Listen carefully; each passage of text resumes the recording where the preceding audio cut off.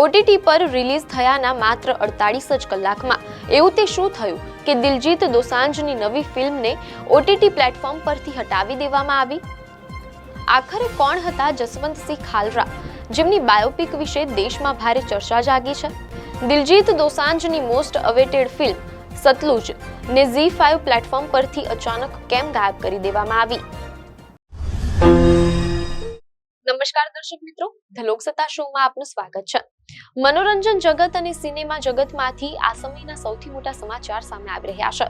માનવાધિકાર કાર્યકર જસવંતસિંહ ખાલરાના સંઘર્ષમય જીવન પર આધારિત અને લોકપ્રિય અભિનેતા દિલજીત દોસાંજની મુખ્ય ભૂમિકાવાળી ફિલ્મ સતલુજને લઈને ભારે હોબાળો મચી ગયો છે. મીડિયાવાલો અનુસાર આ ફિલ્મ ગત 3 જુલાઈના રોજ ઓટીટી પ્લેટફોર્મ ZEE5 પર સત્તાવાર રીતે રિલીઝ કરવામાં આવી હતી, પરંતુ આશ્ચર્યજનક રીતે રિલીઝના માત્ર 48 જ કલાકની અંદર એટલે કે 5 જુલાઈના રોજ આ ફિલ્મને પ્લેટફોર્મ પરથી અચાનક હટાવી દેવામાં આવી છે. આ ઘટના બાદ સોશિયલ મીડિયા પર એક નવી ચર્ચા શરૂ થઈ ગઈ છે.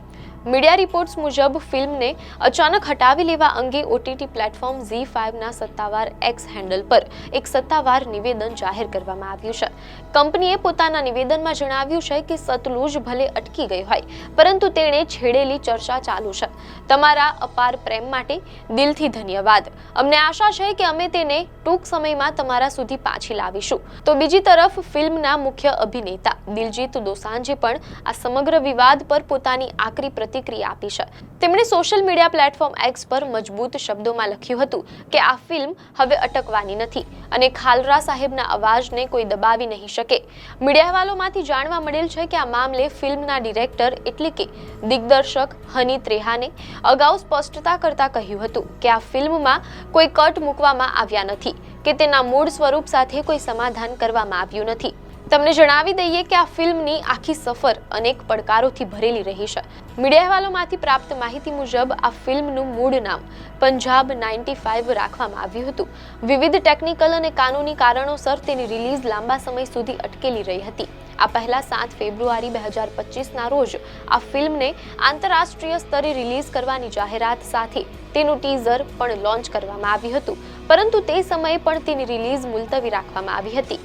આ ફિલ્મમાં દિલજીત દોસાંજ ઉપરાંત અર્જુન રામપાલ, સુવિન્દર વિકી, જગજીત સંધુ અને ગીતિકા વિદ્યા ઓહલિયાન જેવા જાણીતા કલાકારો મુખ્ય ભૂમિકામાં છે.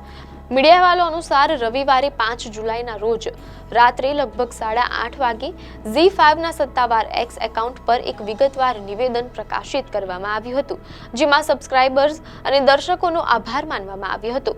આ નિવેદનમાં કહેવામાં આવ્યું છે કે રિલીઝ પછી સતલુજને દર્શકો તરફથી જબરદસ્ત પ્રેમ અને સમર્થન મળ્યા છે. અમે સતલુજ અને તેની પાછળના સર્જનાત્મક દ્રષ્ટિકોણની પાછળ મજબૂત રીતે ઊભા છીએ. જો કે તેની સાથે જ કંપનીએ એક મોટો આદેશ જાહેર કરતા કહ્યું કે સતલુજ આગામી આદેશ સુધી ભારતમાં ઉપલબ્ધ રહેશે નહીં. ફિલ્મને શક્ય તેટલી વહેલી તકે ફરીથી ઉપલબ્ધ કરાવવા માટે તમામ યોગ્ય વિકલ્પો શોધવામાં આવશે. હવે સવાલ એ થાય છે કે આ ફિલ્મ આટલા લાંબા સમય સુધી કેમ રિલીઝ નહોતી થવા દેવાઈ? મીડિયાવાલોમાંથી પ્રાપ્ત માહિતી મુજબ ફિલ્મના ડાયરેક્ટર હનીત રેહાને સેન્સર બોર્ડ એટલે કે Central Board of Film Certification CBFCની કાર્યવાહી પર ગંભીર સવાલ ઉઠાવ્યા હતા. તેમણે એક મીડિયાને જણાવ્યું હતું કે Central Board of Film Certification એ શરૂઆતમાં ફિલ્મમાં 21 કટ માંગ્યા હતા, પરંતુ જેમ જેમ સમય પસાર થયો તેમ તેમ આ કટની સંખ્યા 120 કરતાં પણ વધુ થઈ ગઈ હતી, જે તેમની સમજની બહાર હતી અને ઘણા કટ માટે બોર્ડ દ્વારા કોઈ કારણ પણ આપવામાં આવ્યું ન હતું. મીડિયા રિપોર્ટ્સ મુજબ હનીત રેહાને સેન્સર બોર્ડની માંગણીઓ સામે ભારે નારાજગી વ્યક્ત કરતા કહ્યું હતું કે આ જસવંતસિંહ ખાલરાની બાયોપિક છે અને તેમાંથી જ મને જસવંતસિંહ ખાલરાનું નામ દૂર કરવાનું કહેવામાં આવી રહ્યું છે. આનો મતલબ તો એ થયો કે તેમનું નામ લેવું એ પણ ગુનો છે. આવી બધી માંગણીઓ સ્વીકારી શકાય નહીં. તેમણે વધુમાં ઉમેર્યું કે હું ઈચ્છું છું કે જેમને ફિલ્મ સામે કોઈ વાંધો હોય તેઓ મારી સાથે વાત કરે. જો તેમને કોઈ વાજબી વાંધો હોય તો હું તેમને સ્વીકારવા માટે સંપૂર્ણપણે તૈયાર છું. હું શાંતિપ્રિય અને કાયદાનું પાલન કરનાર નાગરિક છું. તેમણે ન્યાયપાલિકા પર ભરોસો વ્યક્ત કરતા કહ્યું હતું કે તેઓ કોર્ટમાં લડવા તૈયાર છે, પરંતુ જો તેમને કોર્ટમાં જ જવા ન દેવામાં આવે તો તેઓ શું કરી શકે? આવો જાણીએ કે આખરે કોણ હતા જસવંતસિંહ ખાલરા, જેમના નામ પર આટલી મોટી ચર્ચા ચાલી રહી છે. મીડિયા અહેવાલોમાંથી જાણવા મળેલ છે કે સીબીઆઈ દ્વારા કોર્ટમાં આપવામાં આવેલી માહિતી અનુસાર જસવંતસિંહ ખાલરા એક જાણીતા માનવ અધિકાર કાર્યકર હતા અને તેઓ શિરોમણી અકાલી દળના માનવ અધિકાર સેલના મહાસચિવ રહી ચૂક્યા હતા.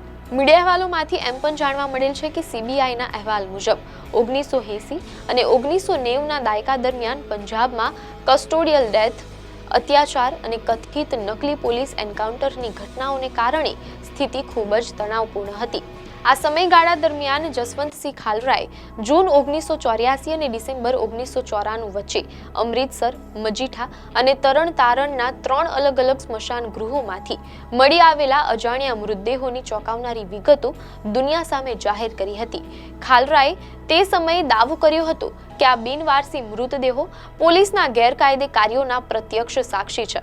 બાદમાં તપાસમાં સામે આવ્યું કે આમાંના મોટા ભાગના મૃતદેહો સ્થાનિક પોલીસ દ્વારા જ સ્મશાનમાં લાવવામાં આવ્યા હતા. અહેવાલોમાંથી જાણવા મળેલ છે કે સીબીઆઈના રિપોર્ટ અનુસાર જસવંતસિંહ ખાલરાએ આ કથિત ઘટનાઓ સામે બુલંદ અવાજ ઉઠાવ્યો હતો, જે સ્થાનિક પોલીસને પસંદ ન આવ્યું અને તેમણે ખાલરાના અપહરણનું કાવતરું ઘડ્યું. આ ગુનાહિત કાવતરાના ભાગરૂપે 6 સપ્ટેમ્બર 1995ના રોજ અમૃતસરના કબીર પાર્ક સ્થિત તેમના ઘરેથી ખાલરાનું અપહરણ કરવામાં આવ્યું હતું. રિપોર્ટ અનુસાર ગેરકાયદેસર કસ્ટડીમાં રાખ્યા પછી તેમની ઘાતકી હત્યા કરી નાખવામાં આવી હતી અને તેમના મૃતદેહને હરીકે વિસ્તારની એક નહેરમાં ફેંકી દેવામાં આવ્યો હતો. આ જ ગંભીર અને ઐતિહાસિક વિષય પર બનેલી ફિલ્મ સતલુજ પર ભારતમાં રોક લગાવી દેવામાં આવી છે. હવે જોવાનું એ રહેશે કે આ ફિલ્મ OTT પ્લેટફોર્મ પર ક્યારે પુનરાગમન કરે છે. આપને માહિતી સારી લાગી હોય તો વિડીયોને લાઈક અને શેર કરજો, ચેનલને સબસ્ક્રાઇબ કરજો.